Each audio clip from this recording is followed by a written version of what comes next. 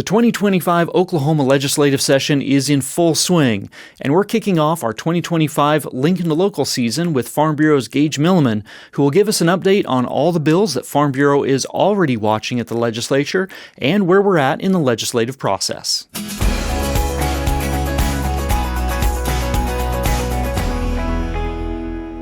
Gage, thanks for joining us for Lincoln to Local. We just started the 2025 legislative session.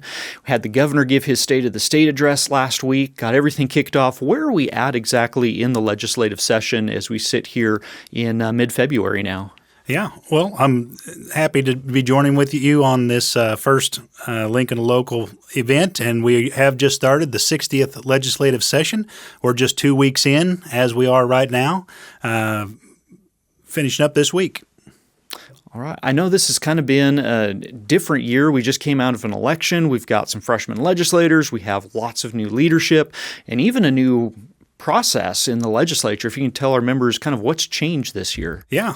So we actually have over 30 new legislators over at the Capitol. So a lot of new people learning where they're supposed to go and where they're supposed to be. But it's been a good opportunity to meet them at the beginning and let them kind of learn as they're going and help them out as well.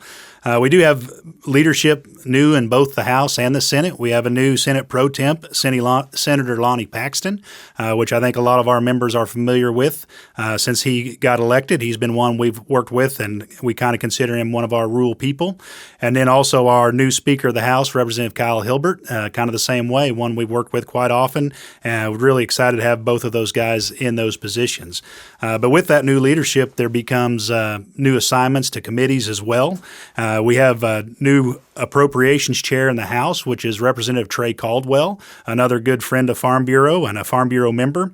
Our House Ag Committee has been chaired by Representative Curbs for several years, but we have a new chairman for the Agriculture House Committee, Representative Kenton Petskowski, and we've been working with him already, and he's been asking a lot of questions, helping him in that process, and we're happy to be a part of that as well. And then over in the Senate Ag Committee, we have Senator Murdoch, which is also a very familiar face in the ag world. And then one we've been working a lot with on some of our bills is Senator Green, who is chairing the Senate Energy Committee. So excited to have all those members in those new roles. And I know there's a little bit of a different process, too, to kind of get bills through. If you can share what that's like, because I know it's a little different than maybe what we've all gotten used to the last several sessions. Yeah, especially in the House, there's a new oversight committee. So all the bills in the House have to go through two committees before they can be heard on the floor. And with that process, actually started the very first week of session, the House was already hearing bills, where in most years they don't really hear much until this week, the second week. But because of that, we are only a week away from the first deadline. All the House bills have to be out of committee by next Thursday, the 20th. Once they get out of those committees, then they have until March 6th to get through their oversight committees.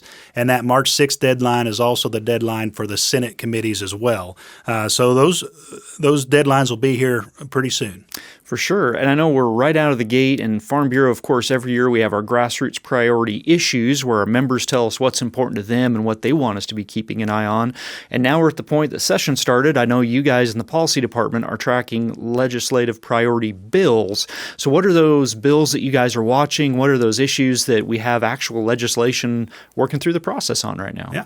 So a lot of our priority issues relate around renewable energies. It's a hot topic over at the Capitol. There was a bill heard just today in a Senate committee dealing with setbacks on wind farms, and that's not a bill that we're involved with. We are kind of watching to see how those things go. I know our members have a lot of interest in how those are going to work, but ours kind of relate to the new renewable energy facilities on how they're permitted, how they're constructed, and a lot of things we're just trying to bring them up more with what oil and gas already has to do with getting permits for their facilities and just reporting a lot of what they're doing and making sure that they're kind of staying in the lane of what they're allowed to do.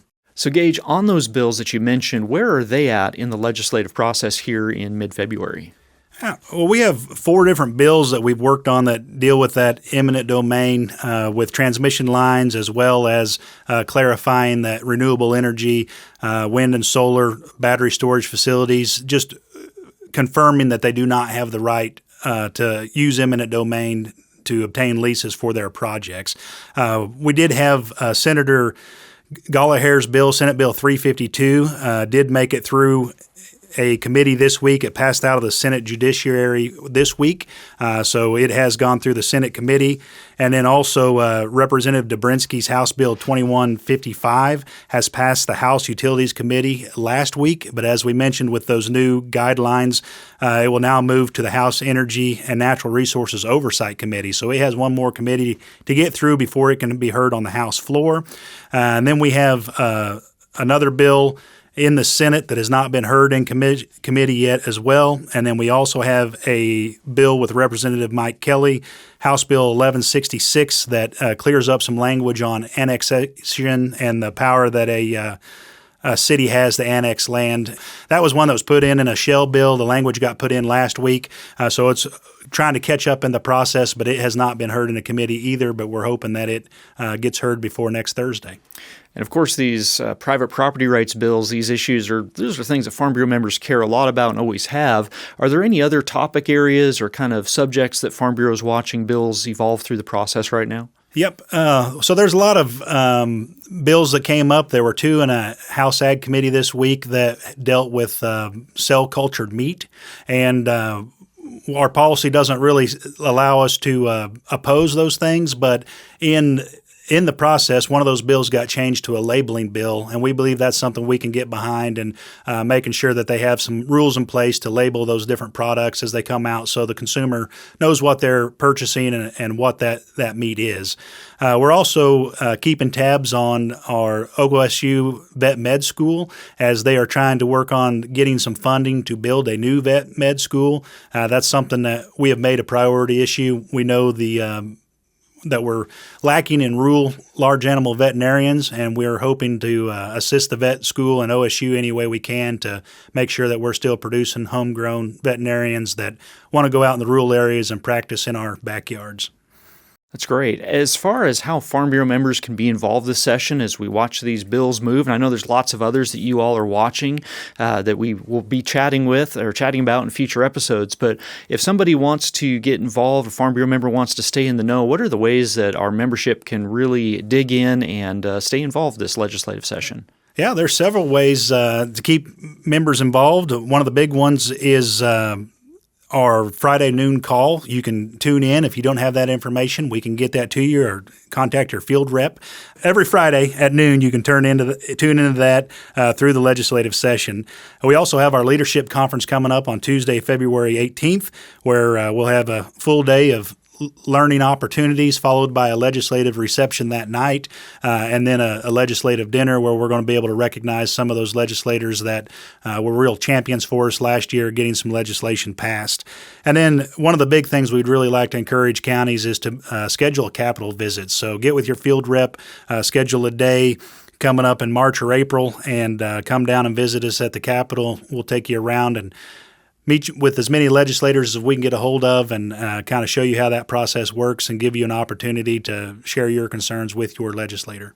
Well, thanks, Gage, for the update, and we look forward to hearing a lot more as we really get into legislative session here in the next couple of weeks. All right. Sounds good.